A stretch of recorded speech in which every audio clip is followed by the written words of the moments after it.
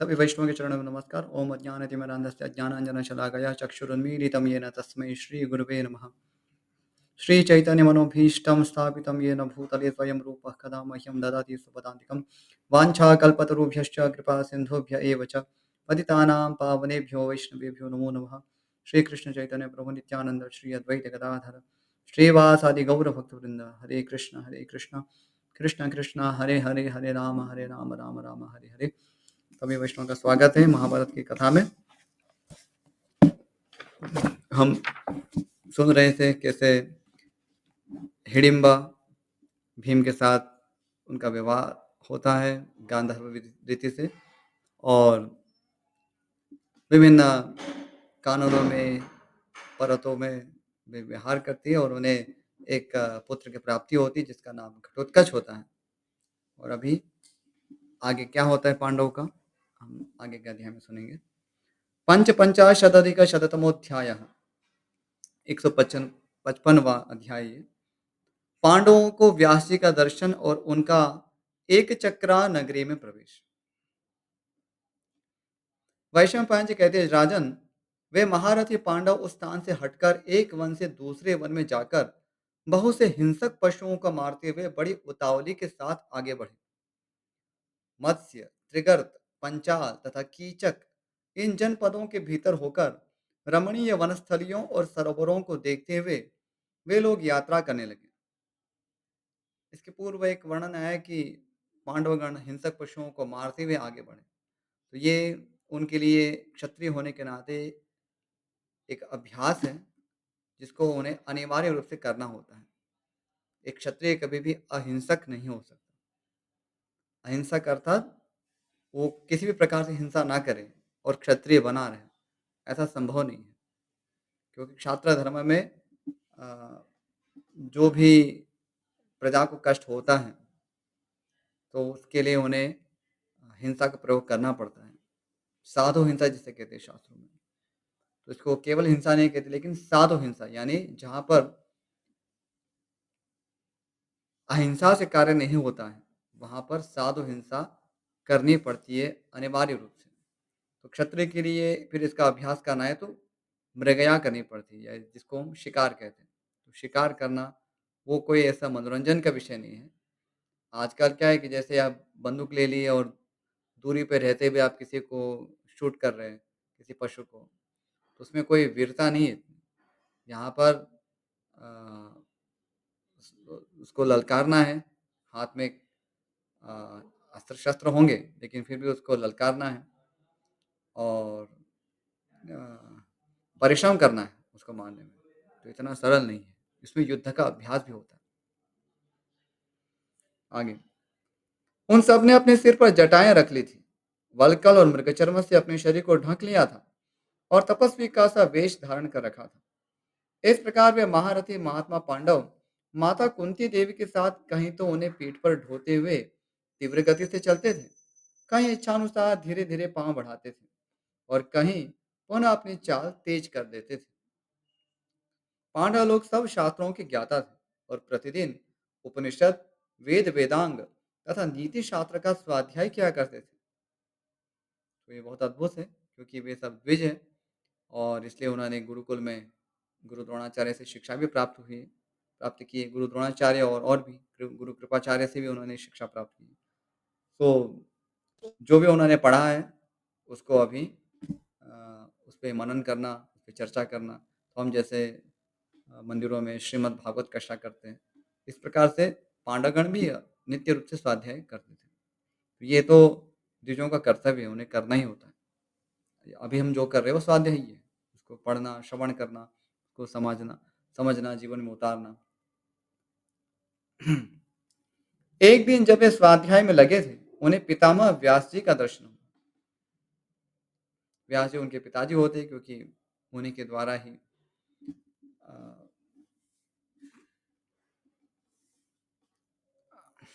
जो अंबिका और अंबालिका, उनसे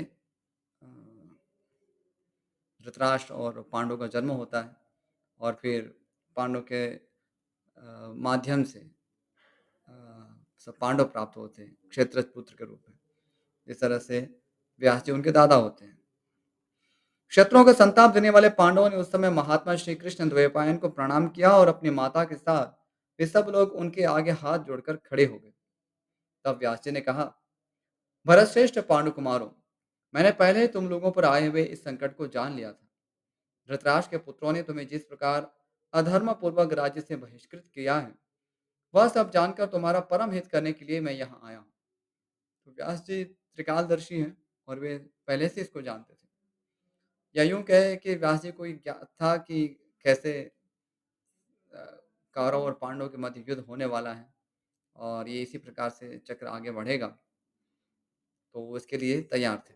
क्योंकि बहुत सारे असुरों का विनाश करना था, इसके लिए पांडवों का आगमन हुआ था और कौरव भी उसमें निमित्त बनने वाले थे। कई बार फिर ये प्रश्न होता है कि फिर ये तो कैसी कैसी विचित्र बात है कि वो लोग तो उनका क्या दोष है? धृतराष्ट्र का दोष माना जाएगा, दुर्योधन का दोष माना जाएगा, जो वो इस प्रकार के कुकर्म कर रहा है। तो हाँ भी और नहीं भी, क्योंकि जो भी इस लीला में जो पार्टिसिपेट कर रहे हैं, तो उसका ये अर्थ नहीं होता कि वे सभी निर्दोष हैं। तो उसमें अपना भी कोई उसमें दोष हो सकता है और इस लीला के द्वारा शिक्षा भी हमें प्राप्त होती है।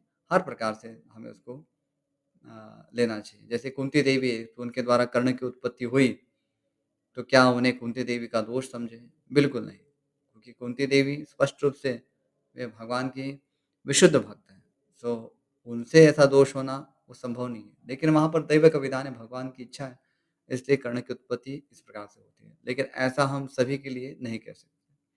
ऐसा नहीं कि दुर्योधन भी वो बहुत परम विशुद्ध भक्त हैं और फिर वो इस प्रकार से लीला कर रहा है। दुशासन है, वो वो भी ऐसा लीला कर रहा है, ऐसा नहीं हो सकता। उसमें सब मिश्रण भी होता है।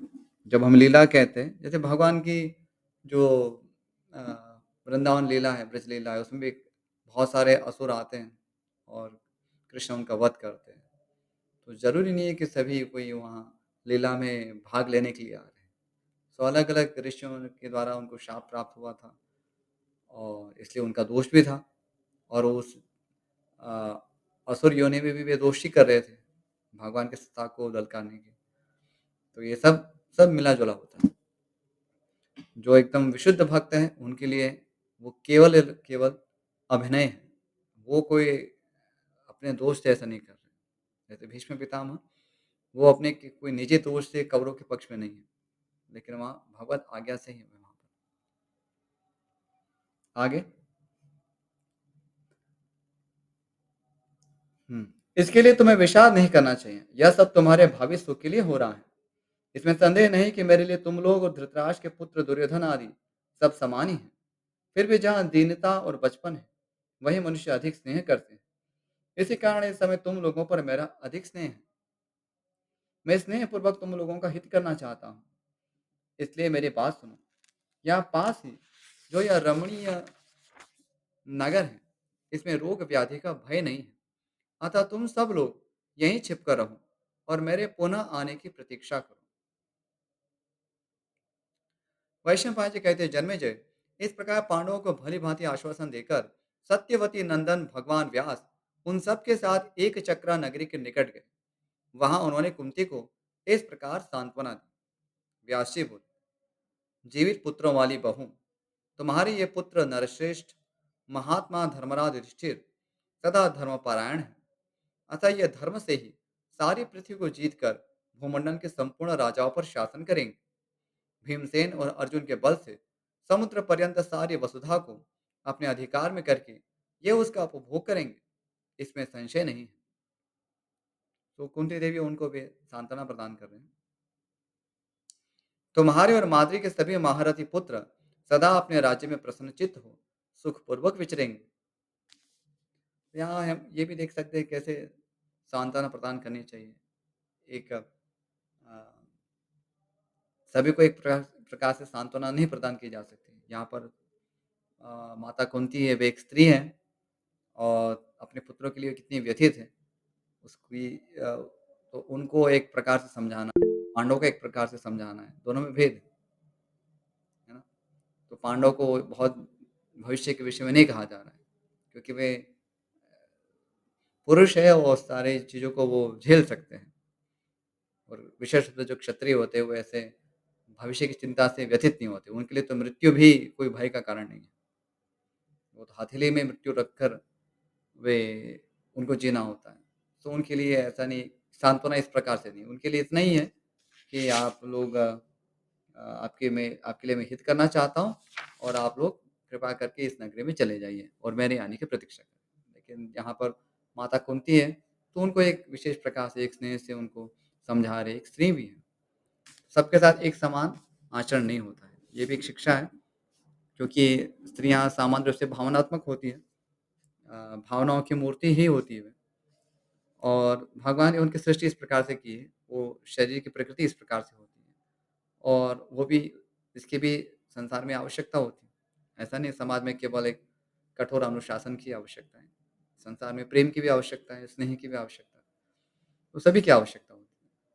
तो भगवान ने जिसको जिसके लिए बनाया है उसका अपना एक स्थान है। सो कोई इसमें छोटा, बड़ा, नीच-ऊँच ऐसा नहीं है। इसमें नीच-ऊँच जो होता है केवल एक व्यवहार के लिए कुछ भेद करना पड़ता है, अन्यथा ऐसे कोई नीच-ऊँच नहीं। भगवान की जो सृष्टि है वो परम पवित्र है। भगवान जिस प्रकार से उनको अनवद्य कहा जाता है, अनवद्यः यानी निर्दोष, तो भगवान की सृष्टि भी इसी प्रकार से निर्दोष है, उसमें कोई दोष नहीं है। कई बार हमें संशय हो सकता है कि भगवान ने ऐसा क्यों किया, वैसा क्यों किया, ये सब अनर्थ क्यों बनाए? कई बार प्रश्न होता है कि संसार में इस प्रकार से जो झगड़े होते हैं, तो ये सब अनर्थ नहीं होते तो समस्या नहीं होती। स्त्री नहीं होती तो ना तो इस प्रकार से वासनाएँ होती, या स्त्री सोचेंगे कि पुरुष नहीं होते तो ऐसा होता, वैसा होता। इस प्रकार से सोचने में कोई अ, लाभ नहीं है। ये सब हमारी अल्पज्ञता के कारण ऐसा हम सोचते हैं। वस्तुतः भगवान की सृष्टि उन्हीं की तरह अनवद्य है, निर्दोष है। हम उसको ज्ञान के चक्षु से नहीं देख रहे हैं, इसलिए हमें उसमें दोष दिखता है। जब उसको ज्ञान चक्षु से देखेंगे, उसमें कोई दोष नहीं है। तो अब इसमें हमें जो सीखना है, वो हमें सीखना है। अस्तु, आगे। पुरुषों में सिंह के समान बलवान पांडव इस पृथ्वी को जीतकर प्रचुर दक्षिणा से संपन्न राजसूय तथा अश्वमेध आदि यज्ञों का भगवान आदि यज्ञों द्वारा भगवान का यजन करेंगे। तुम्हारे ये पुत्र अपने सुहृदों के समुदाय को उत्तम भोग एवं ऐश्वर्य सुख के द्वारा अनुग्रहित करके बाप दादों के राज्य का पालन एवं उपभोग करेंगे। वैशंपायन पांडे कहते, जन्मेजय, क्यों कहकर महर्षि द्वैपायन ने इन सबको एक ब्राह्मण के घर में ठहरा दिया और पांडव श्रेष्ठ युधिष्ठिर से कहा, तुम लोग यहाँ एक मास तक मेरी प्रतीक्षा करो, मैं पुनः आऊंगा। देश और काल का विचार करके ही कोई कार्य करना चाहिए, इससे तुम्हें बड़ा सुख मिलेगा। राजा ने उस समय सबने हाथ जोड़कर उनकी आज्ञा स्वीकार की। तदनंतर शक्तिशाली महर्षि भगवान व्यास जैसे आए थे वैसे ही चले गए। तो बहुत ही एक महत्वपूर्ण शिक्षा यहाँ पर हमें प्राप्त होती है कि देश और काल का विचार करके ही कोई कार्य करना चाहिए, उसी से सुख की प्राप्ति होती है। तो ऐसा नहीं कि चीज़ें सही और गलत होती हैं, उसके अनुसार हम उसको तुरंत कर देना चाहिए। चीज़ें सही होने पर भी कई बार हमें प्रतीक्षा करनी पड़ती है और कई बार अ, चीज़ें गलत होती हैं, तो भी हमें प्रतीक्षा करनी पड़ती है। तो ऐसा नहीं है कि जो हम सोचते हैं कि केवल बस चीज़ें यदि सही है, तो तुरंत करनी चाहिए, या गलत है तो उसका तुरंत परिष्कार करना चाहिए। इतना सरल गणित नहीं होता है। देश और काल और पात्र का भी विचार करना पड़ता है। देश, काल, पात्र तीनों का विश्लेषण करके ही फिर कोई निर्णय लेना होता है। सामान्य रूप से हम अ, जब शास्त्र से मार्गदर्शन प्राप्त नहीं करते, अनुभवी लोगों से नहीं सुनते, तो हम ऐसे ही उतावलेपन में निर्णय लेते हैं, जो एक रजोगुण का या तमोगुण का लक्षण है। तो ऐसा क्यों? क्योंकि जब जीवन में हमारी तपस्या नहीं होती है, जो कि सतोगुण के कारण संभव होता है। तपस्या कर पाना यानी कि सतोगुण है। तो तपस्या यदि नहीं है, तो इसके कारण हम संयम नहीं कर पाएँगे और यदि संयम नहीं है, तो हम देश, काल, पात्र किसी का भी विचार किए बिना तुरंत कोई निर्णय ले लेते हैं। तो सबसे पहले जो अ, फंडामेंटल चीज़ जो है, जीवन में जो सीखनी है, भगवत प्राप्ति के लिए या जीवन में कुछ भी उपलब्धि के लिए या सुख की प्राप्ति के लिए, वो है आत्मसंयम। ये आत्मसंयम हमारे पास नहीं है, यानी तपस्या नहीं है। आत्मसंयम किससे प्राप्त होता है? तपस्या से। कुछ चीज़ें हमें नहीं करनी है, तो हमें नहीं ही करनी है। उसके लिए हमें वो एक संकल्प लेना होता है, दृढ़ संकल्प लेना होता है और इसके लिए प्रयास करने होते हैं, भगवान से प्रार्थना करनी होती है और उस पर डट के रहना होता है। आवश्यकता पड़ने पर शरीर को कष्ट भी देना पड़ता है। यदि शरीर या इंद्रियाँ बात नहीं मानते, तो उनको दंड भी देना पड़ता है। तो ऐसा नहीं है कि बस हम ऐसे शरीर को थोड़ा भी कष्ट नहीं देना चाहेंगे और हम सत्वगुण में स्थित हो जाएँगे या कार्य एकदम सरल हो जाएगा। नहीं, सबके लिए एक प्रोसेस है। सत्वगुण में कार्य करना वो भी प्रोसेस है और उससे चीज़ें सरल होती है, लेकिन उसके लिए जो रिक्वायरमेंट है वो तो करनी पड़ेगी। क्यों? कुछ लोगों के लिए किसी भी परिस्थिति को अ, किसी भी परिस्थितियों के साथ डील करना बहुत सरल होता है। उसमें विचलित नहीं होते हैं, उद्वेलित नहीं होते हैं, व्यथित नहीं होते हैं और कुछ लोग हैं छोटी-सी थोड़ी-सी डिस्टर्बिंग कंडीशन में भी बहुत ही विचलित हो जाते हैं। ऐसा क्यों होता है? तो तपस्या का ही तो फल है ना, तो तपस्या तो करनी होगी। बिना तपस्या के वो फल प्राप्त नहीं होता है। तो भगवान की कृपा भी प्राप्त होती है, लेकिन उसके लिए भी हमें तपस्या करनी होती है। जो भी हमें निज धर्म प्राप्त है, धर्म की पराकाष्ठा भक्ति है, लेकिन भक्ति के अंतर्गत भी जो हमें भगवान से आज्ञा प्राप्त हुई, उसको हमें निष्ठा से करना होगा। उसमें हम ये नहीं कह सकते और मैं क्या करूँ? मैं तो भक्ति का धर्म पालन कर रहा हूँ या कर रही हूँ। तो ये सारे छोटे दूसरे धर्म है उसका पालन नहीं करूँगी या नहीं करूँगा तो क्या अंतर पड़ता है? अंतर पड़ेगा उससे आपकी भक्ति प्रभावित होगी। सो धर्म का पालन भी करना है और परम धर्म का भी पालन करना है, जैसे अर्जुन ने किया था। वे क्षत्रिय की भूमिका में युद्ध भी लड़े थे और भगवान की आज्ञा का भी पालन किया। तो भक्ति भी की और धर्म के पालन किया। लेकिन उसके लिए तपस्या चाहिए। अर्जुन ने जैसे कहा, करिष्ये वचनम तव, मैं आपकी आज्ञा का पालन करूँगा, अधीन रहूँगा आपकी आज्ञा में। तो वो भी एक तपस्या है ना, आज्ञा में रहना भगवान की, वो तपस्या है। यहाँ पर हैंड रेज़ हुआ है, कोई गलती के कारण हो गया है या कोई टेक्निकल समस्या है? एक हैंड रेज़ हुआ है, हरिणी माता जी उनकी ओर से। ओके, मिस्टेक है तो फिर बाद में पूछ सकते हैं। ओके, अ, आगे का अध्याय 156वां अध्याय। ब्राह्मण परिवार का कष्ट दूर करने के लिए कुंती की भीमसेन से बातचीत तथा ब्राह्मण की चिंतापूर्ण उद्गार। जन्मेजय ने पूछा, द्विजश्रेष्ठ, कुंती के महारथी पुत्र पांडव जब एक चक्रा नगरी में पहुंच गए, उसके बाद उन्होंने क्या किया? वैशंपायन ने कहा, राजन, एक चक्रा नगरी में जाकर महारथी कुंती पुत्र थोड़े दिनों तक एक ब्राह्मण के घर में रहे। जन्मेजय, उस समय वे सभी पांडव भांति भांति के रमणीय वनों, सुंदर भूभागों, सरिताओं और सरोवरों का दर्शन करते हुए भिक्षा के द्वारा जीवन निर्वाह करते थे। अपने उत्तम गुणों के कारण वे सभी नागरिकों के प्रीति पात्र हो गए थे। उन्हें देखकर नगर निवासी आपस में तर्क वितर्क करते हुए इस प्रकार की बातें करते थे। ये ब्राह्मण लोग तो देखने के ही योग्य हैं। इनके आचार विचार शुद्ध एवं सुंदर है। इनकी आकृति देव कुमारों के समान जान पड़ती है। ये भीख मांगने योग्य नहीं, राज्य करने के योग्य है। सुकुमार होते हुए भी तपस्या में लगे हैं। इनमें सब प्रकार के शुभ लक्षण शोभा पाते हैं। ये कदापि भिक्षा ग्रहण करने योग्य नहीं है। शायद किसी कार्यवश भिक्षुकों के वेश में विचर रहे हैं। तो जिसके जो लक्षण होते हैं वो स्पष्ट हो ही जाते हैं। जो भिक्षुक जैसे होते हैं, भिक्षुक जैसे दिखते भी हैं। यद्यपि उनके पास सब कुछ ऐश्वर्य होगा भी, तभी भिक्षुक की तरह ही दिखेंगे, है ना? जैसे सताए हुए, परेशान, दुखी, तो वो क्या है? जिनके पास अभाव होता है, सुख सुख का अभाव होता है, उनके चेहरे ऐसे ही म्लान होते हैं। लेकिन जिनके पास सुख प्रचुर मात्रा में है, तो वो वस्तुतः भिक्षुक नहीं होते। इसलिए वस्तुतः भिक्षुक किसे कहते हैं, वही समझना है। भिक्षुक यानी कि जिसको भिक्षा की आवश्यकता है। तो एक व्यावहारिक अर्थ है, वो समझ में आता है कि जो भिक्षाटन करते हैं। लेकिन वस्तुतः जो भिखारी है, लोक भाषा में जिसे हम कहते हैं भिखारी, यानी कि जिसके पास अभाव है। वस्तुतः जिसके पास सुख का अभाव है, ज्ञान का अभाव है। वस्तुतः जहाँ ज्ञान का अभाव है, वहाँ सुख का अभाव होगा ही होगा। तो यहाँ पर उनके पांडवों के जो लक्षण थे, वो यद्यपि अपने आप को ब्राह्मण बता रहे थे, भिक्षाटन कर रहे, लेकिन चिन्हों से स्पष्ट हो जाता है कि वे भिक्षुक नहीं हैं। ऐसे भिक्षा माँगने के योग्य ही नहीं, इतने तेजस्वी थे। आगे, वे नागरिक पांडवों के आगमन को अपने बंधुजनों का ही आगमन मानकर उनके लिए भक्ष्य भोज्य पदार्थों से भरे हुए पात्र तैयार रखते थे और मौन व्रत का पालन करने वाले पांडव उनसे वह भिक्षा ग्रहण करते थे। तो भिक्षा के समय वे बातचीत नहीं करते थे, जो भी प्राप्त हो गया उसको लेके आगे बढ़ जाते।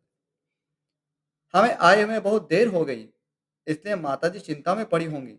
यह सोचकर माता के गौरव पाश में बंधे हुए पांडव बड़े उतावली के साथ उनके पास लौट आते थे, क्योंकि भिक्षाटन करना है तो थोड़ा दूर भी जाना पड़ता है। ये लोग इसलिए थोड़ी यात्रा भी कर देते हैं। प्रतिदिन रात्रि के आरंभ में भिक्षा लाकर वे माता कुंती को सौंप देते और वे बांटकर जिसके लिए जितना हिस्सा देती, उतना ही पृथक पृथक लेकर पांडव लोग भोजन करते थे। देखिए, तो पूरा दिन क्या करना है? भिक्षाटन करना है। ऐसा नहीं कि केवल थोड़े समय थोड़ी दूरी पर गए, कुछ भिक्षा मिल गई और चलो, जल्दी, जल्दी, जल्दी चलो, हैव लंच, इस प्रकार से नहीं। तो यहाँ पर थोड़े दूरी पे भी जा रहे हैं, क्योंकि पांडव धर्मज्ञ थे और ये जानते थे कि यदि हम यहीं पर भिक्षा माँगेंगे पास में, तो बहुत सारे ब्राह्मण जिनका घर चल रहा है उन पे संकट भी आ सकता है। इसलिए वे वर्णन से ऐसा लगता है कि थोड़ी दूरी पे जाते होंगे, तभी तो उनको पूरा दिन लग रहा है। और फिर वे जब वापस आ रहे हैं और रात्रि में भोजन कर रहे हैं, तो पूरा दिन तो भिक्षाटन में गया और रात्रि में एक बार उन्हें भोजन प्राप्त हो रहा है। ये चारों वीर परंतप पांडव अपने माता के साथ आधी भिक्षा का उपयोग करते थे और संपूर्ण भिक्षा का आधा भाग अकेले महाबली भीमसेन खाते थे। तो उसका 2 बँटवारा होता था, आधा भाग है 4 पांडव और माता कुंती, आधा भाग भीमसेन, भीमसेन थे भी ऐसे। भरतवंश शिरोमणि, इस प्रकार उस राष्ट्र में निवास करते हुए महात्मा पांडवों का बहुत समय बीत गया। तदनंतर एक दिन नरश्रेष्ठ युधिष्ठिर आदि 4 भाई भिक्षा के लिए गए, किंतु भीमसेन किसी कार्य विशेष के संबंध से कुंती के साथ वहां घर पर ही रह गए थे। भारत उस दिन ब्राह्मण के घर में सहसा बड़े जोर का भयानक आर्तनाद होने लगा, जिसे कुंती ने सुना। रात में उस ब्राह्मण परिवार के लोगों को बहुत रोते और विलाप करते देख कुंती देवी अत्यंत दयालुता तथा साधु स्वभाव के कारण सहन न कर सकी। वैष्णव तो वैसे पर दुख दुखी होते हैं, इसलिए ये सब इतना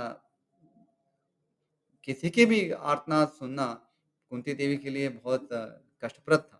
और यहाँ तो जिन्होंने हमें आश्रय दिया था, तो उनका आर्तनाद सुना तो कितना कष्टप्रद होगा। उस समय उनका दुःख मानो कुंती देवी के हृदय को मथे डालता था। अतः कल्याणमयी कुंती भीमसेन से इस प्रकार करुणायुक्त वचन बोली, बेटा, हम लोग इस ब्राह्मण के घर में दुर्योधन से अज्ञात रहकर बड़े सुख से निवास करते हैं। यहाँ हमारा इतना सत्कार हुआ है कि हम अपने दुख और दैन्य को भूल गए हैं। इसलिए पुत्र, मैं सदा यही सोचती रहती हूँ कि इस ब्राह्मण का मैं कौन सा प्रिय कार्य करूँ, जैसे किसी के घर में सुखपूर्वक रहने वाले लोग क्या करते हैं। तात जिसके प्रति किया हुआ उपकार उसका बदला चुकाए बिना नष्ट नहीं होता, वही पुरुष है। और इतना ही उसका पौरुष मानवता है कि दूसरा मनुष्य उसके प्रति जितना उपकार करे, वह उससे भी अधिक उस मनुष्य का प्रत्युपकार कर दे। बहुत ही इम्पोर्टेंट ये एक नैतिक शिक्षा है हमारे लिए। तो जो भी हमें उपकार कर रहे हैं, तो हमें उन्होंने जितना उपकार किया उससे भी कहीं अधिक थोड़ा-सा, एटलीस्ट थोड़ा-सा अधिक तो करना ही चाहिए। ज़्यादा नहीं कर सकते, थोड़ा अधिक तो होना ही चाहिए। तो ज़्यादा उपकार करके उसको लौटा देना चाहिए। ये इसमें ऋण का विचार है। तो हम ये एक सभ्य व्यक्ति का लक्षण है। ऐसा नहीं कि अरे आ रहे हैं सब कुछ, आने दो, सब उपकार करने के लिए तो बने। मैं तो यहाँ बैठे-बैठे खाने के लिए बना हूँ। तो ये अकृतज्ञ व्यक्ति का लक्षण है या कृतघ्न व्यक्ति का लक्षण है। तो बस सभी हमें उपकार कर रहे हैं, बस हमें तो खाली देखते रहना है। तो ये ठीक नहीं है। तो वैदिक समाज में कोई भी व्यक्ति है उसको बचपन से ही सिखाया जाता है। सबके प्रति हमें ऋणी रहना है। और ऋणी रहते हैं तो हम क्या करते हैं? उनकी सेवा करते हैं। जिनसे भी हमें ऋण प्राप्त होता है तो उनको प्रत्युपकार हमें करना है। तो माता-पिता है तो उनकी भी सेवा करनी है, भाई-बंधु है तो उनका भी देखभाल करना है। बड़े होने पर अभी छोटे थे तो उन्होंने हमारा देखभाल किया, बड़े होने पर अभी उनको ध्यान रखना है। गुरुजन हमें विद्या प्रदान करते हैं, ज्ञान प्रदान करते हैं तो उनके दिए हुए ज्ञान की सुरक्षा करना और उनके वपु उनकी भी सेवा करना और समाज से भी जो हम प्राप्त किए तो समाज की भी रक्षा करना। तो ये एक बहुत ही कृतज्ञ का अ, कृतज्ञ लोगों का समाज है वैदिक समाज। यहाँ पर ऐसे संकीर्ण मानसिकता नहीं है। जो भी हम जो जो उपकार प्राप्त हो रहे हैं, तो हमें उसके लिए कुछ करना है। अन्यथा फिर हमें कृतघ्नता जो है, वो पाप है। ऐसा नहीं है कि बस ठीक है, तो क्या हो गया? कृतज्ञ नहीं रहे तो क्या समस्या है? पाप होगा। पाप होगा तो फिर आप निम्न नीच योनि में जाएँगे। नीच योनि में फिर ऐसे अ, सड़ते रहेंगे, घूमते रहेंगे। फिर सीखेंगे। होता है ना जैसे जैसे जो ऐसे पशु-पक्षी ऐसे घूमते रहते हैं, तो उनको बहुत उसमें कृतज्ञता जल्दी से आ जाती है। है ना? क्योंकि ऐसे अभाव होता है। जैसे कुत्ते होते हैं, उनको रोटी डालेंगे तो बहुत ही ग्रेटफुल उनको लगता है, अरे! क्योंकि हर जगह पे उनको धुतकारा जाता है, भगाया जाता है। कोई उन्हें रोटी का टुकड़ा डालता है तो लगता है, आहा! ये मेरे सर्वस्व है। वह ऐसे ही शिक्षा प्राप्त करनी है तो फिर ऐसे ही सही। भगवान की प्रकृति में तो वो भी व्यवस्था है, अलग-अलग पाठशालाएँ हैं, जहाँ से शिक्षा लेना है ले सकते हैं। यदि हम सीधा श्रवण करके यदि शिक्षा प्राप्त कर पा रहे हैं, तो बुद्धिमान, नहीं तो फिर ऐसे अनुभव करने के लिए तो भगवान ने माया देवी की रचना की, इस प्रकृति की रचना की है। तो ऐसे फिर सीधी उँगली से घी नहीं निकलता, तो टेढ़ी उँगली से निकालना पड़ता है। तो भगवान हमें जीवन की इस पाठशाला में अलग-अलग प्रकार से शिक्षा दे रहे हैं। हम यदि बुद्धिमान हैं, तो सरलता से सीख जाएँगे, नहीं तो फिर अनुभव करके अलग-अलग योनि में भटक-भटक के सीखेंगे और कोई ऑप्शन नहीं है। आगे कुंती देवी कह रही, इस समय निश्चय इस ब्राह्मण पर कोई भारी दुःख आ पड़ा है। यदि उसमें मैं उसकी सहायता करूँ, तो वास्तविक उपकार हो सकता है। तो यहाँ फिर और लंबी वार्ता है, इसको हम कल पढ़ेंगे। ठीक है, इसके फिर आगे विस्तार से प्रसंग आता है। तो इस विषय में ये कोई प्रश्न हो, कोई संशय है, कोई जिज्ञासा है या और भी कोई प्रश्न हो तो पूछ सकते हैं। विधायक प्रभु, जी गुरुजी। प्रश्न तो हैंड रेज़ करके पूछ सकते हैं।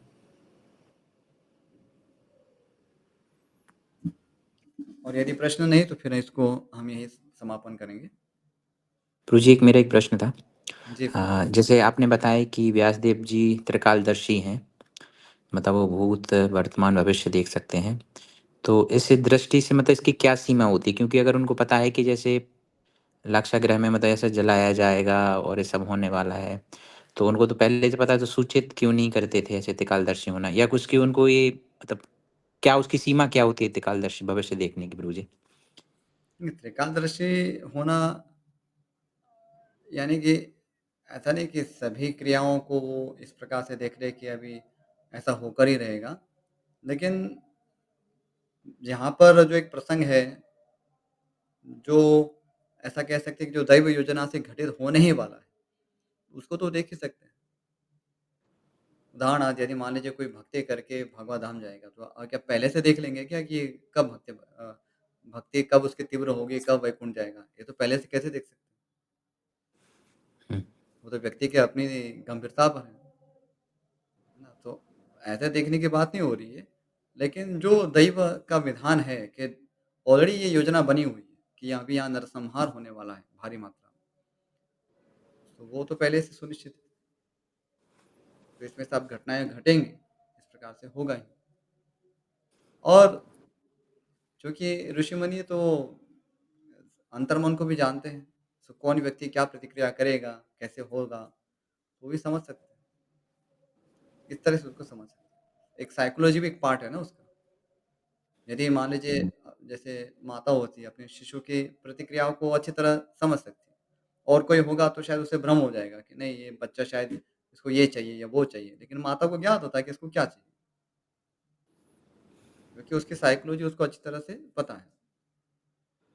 तो जो त्रिकालदर्शी है तो उनको भी इस प्रकार से ज्ञात है कि क्या हो सकता है, क्या-क्या प्रोबेबिलिटीज़ हैं। तो एक बहुत बड़े स्पेक्ट्रम में उसको देखना चाहिए त्रिकालदर्शित्व को। ऐसा नहीं कि बस अब कलयुग में इस प्रकार से होगा, तो वो मोटा-मोटा होगा। अब कौन व्यक्ति किस प्रकार से करेगा, उसमें गहराई से जानना है तो आप वो भी जान सकते हैं कि किसी जिसकी साइकोलॉजी इस प्रकार की होगी, तो वो इस प्रकार का उसमें आचरण करेगा। और दुर्योधन की यहाँ पर इस प्रकार से दिख रही है, तो अ, पांडवों के साथ इस प्रकार से अ, दुर्व्यवहार करेगा। लेकिन यहाँ पर कुछ चीज़ें जो है दैवीय योजना से निश्चित है। तो इसमें आप द्रौपदी का जो अपमान हुआ, वो भी आप समझ सकते हैं कि वो पूर्व निश्चित था। अथवा जो पांडवों का जो वनवास जाना, वो भी सुनिश्चित था। तो इस प्रकार से हम उसको समझ सकते हैं, क्योंकि ये दैव के विधान से होने वाली है।